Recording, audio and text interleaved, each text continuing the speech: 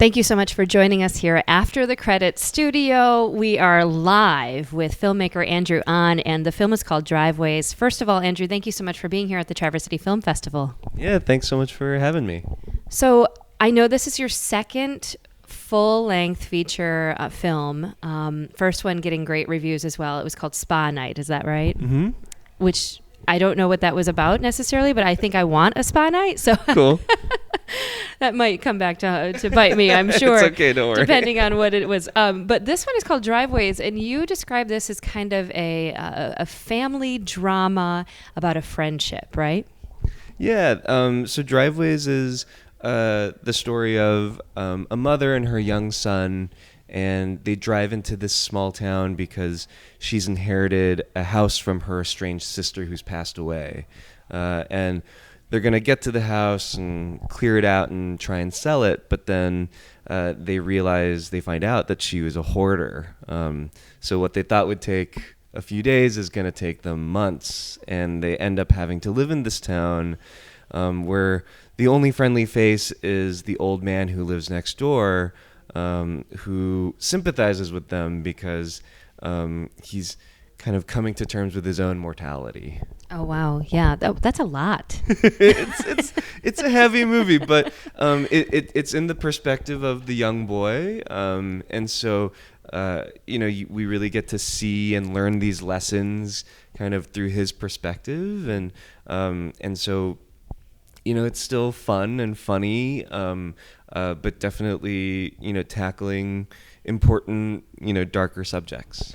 There's so many things that I'm unpacking in your description of this. I mean, the mother-son relationship, the mourning that goes into saying goodbye to a loved one, but then also, just understanding hoarding in itself is there's a lot that's happening, with somebody who is hoarding. And I could imagine when you're writing through this and trying to, and directing this and trying to see it through the eyes of the boy, how much of that does he really understand? Yeah.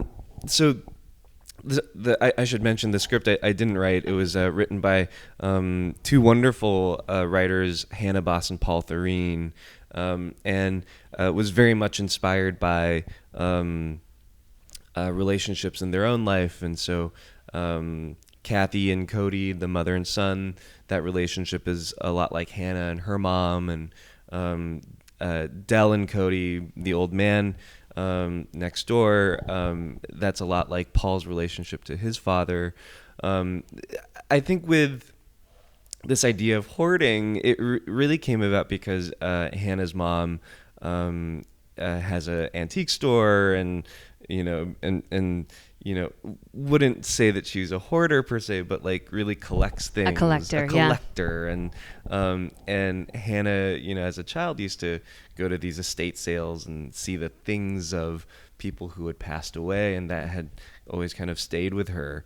It's definitely interesting to see the film and be like, oh, how much is Cody understanding? But by the end of the film, you really get that he's learned some really valuable lessons. And yes, he's, just 9 years old, but this feels like a summer that's going to inform the rest of his life. So what made you want to become a filmmaker in the first place, Andrew? Yeah, I think for me, it's a little bit of a cliche answer, but I love movies, right? I love movies. I think that's okay. And when I started to make them, I was just like, wow, this is really exciting and this is cool.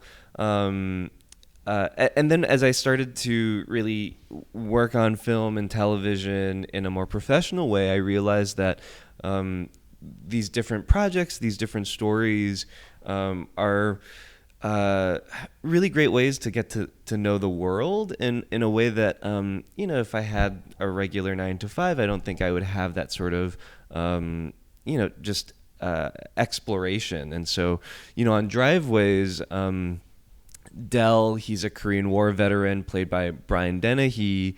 And just to get to know more about veteran culture and VFWs. We shot the film in the Hudson Valley in New York, and to spend 2 months there and get to know that part of the country was really cool. And so with each project, I get to explore, and for me, that keeps it fun and engaging. So, having 2 feature films now under your sort of director belt here, filmmaker belt, I have to ask, do you have any other projects in the works? Anything that maybe some shorts, maybe some docu-series, anything like that? Yeah, so I'm working on some television projects. I'm doing a documentary series, which is really cool. I don't normally work in documentary as much as I love it, and so this will be a fun way to do that. And it's about queer history in America through the decades. And then I'm just trying to figure out my next feature film, my narrative feature film, and I'm doing a lot of writing. I'm doing a lot of co-writing. I'm doing a lot of reading.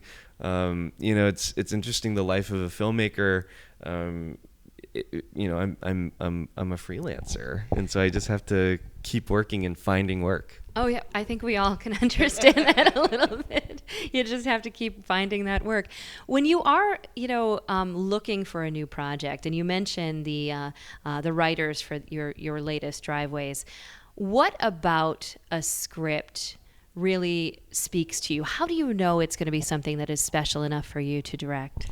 Yeah, what I really responded to in the script for Driveways is how much respect the writers had for their characters. Oftentimes I read a script and I feel like the characters are caricatures, or they're kind of puppets for the story, and it feels a little gross to me, and they could be very well written, films, but not something that I would want to do. And this was one of the first scripts that I had read that they felt like real people, and there was so many layers and so much nuance that was really exciting for me. I really responded to just its level of humanity. And for me, as an Asian American filmmaker, I saw an opportunity to cast Asian American characters in this, and when I had talked to the producers, and not only were they open to it, they were like super excited about that idea. For me, like the project, the script, it all really came together, and for me was just it was such a no-brainer to work on Driveways and make this movie and make it as best as I could.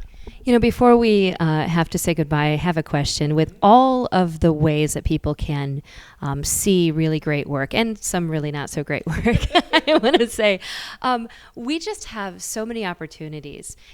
People have ways of getting stories told that has never been, it has never happened before. And you and I are around the same age, being in the early 40s and in early 30s. Do you think that this is really going to change the way people are, telling stories, being that there are so many, it's accessible. It's accessible to become a filmmaker now in a way that it never has. And you can get your work everywhere from Netflix to YouTube and anywhere in between, and creating these stories. It just seems more accessible. Do you think that's going to really change filmmaking for our future? Yeah, it's the medium is actually so new in many ways. It's just 150 years old, where like painting's been around since people were painting on caves, right? Exactly. So for me, like it's so exciting to think that we're actually really like early in this art form. And so I'm very excited to kind of surf the waves of it. Mm-hmm. I do think that it's more accessible, the medium, than it was ever before, and people can, it's kind of the cliche that like you can shoot a film on your iPhone, you know, and that's totally true. I think that For me, it really becomes about making more and more personal work and, Right. and work that is meaningful to you because with so many people making film, the only way to stand out is to have your own, point of view and personal artistic voice, and so I think we're going to demand more of our filmmakers, and that to me is really exciting. That is exciting. But yeah, like it's obviously so hard to kind of pick and choose like what you want to see, and that's why I'm so glad to be at film festivals and to be at Traverse City Film Festival, which does an amazing job programming films and bringing some amazing films here. You really get to know like, oh, like these are films that people recommend Yep. and that I know are going to be worth my time. And for me as a filmmaker, it's just like a cool way to like come here, eat some cherries, and like see the water. It's all about it's beautiful. those cherries, right? They're great. They're delicious. Well, we so appreciate having you here today. I mean, it really has been a treasure to talk to you today, Andrew Ahn. The film is called Driveways. Can you tell us where it's playing next? And I know people know how to get tickets. Yeah, so we're playing tonight at 6 p.m. at the Bijou. Oh, yeah, beautiful. And then hopefully we'll get distribution and be in theaters later this year. All right, tonight at the Bijou at 6 p.m. And again, this is definitely a filmmaker to watch. Thank you so much for being with us today after the credits here at the Traverse City Film Festival.